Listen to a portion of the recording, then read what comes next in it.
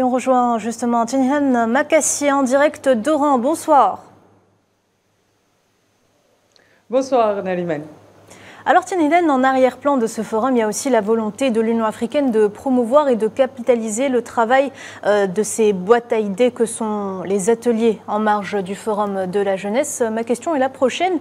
Quels sont selon vous les échos du côté d'Oran sur la manière dont les recommandations qui en découleront seront justement prises en compte à Addis Abeba ? Alors effectivement, l'Union africaine suit avec attention les travaux de cette 4e édition du Forum panafricain de la jeunesse.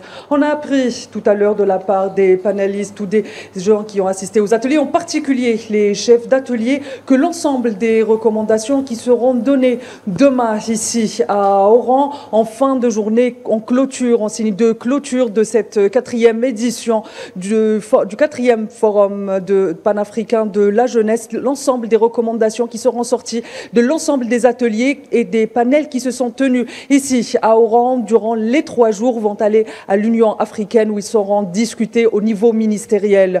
Pour l'Union africaine, aujourd'hui, on ne peut pas parler de jeunesse sans la jeunesse. Il semble bien que l'Union africaine semble dans un esprit d'inclure de façon inclusive et de façon complète l'ensemble des jeunes africains qui vont composer plus de 70% selon les statistiques, les quelques 2 milliards de citoyens africains qui seront les citoyens de l'Afrique dans l'horizon 2050.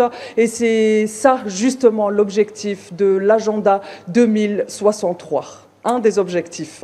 Très bien, merci beaucoup à Tinhinan Makassi. Je rappelle que vous étiez en direct d'Oran. On vous retrouve dans nos prochaines éditions.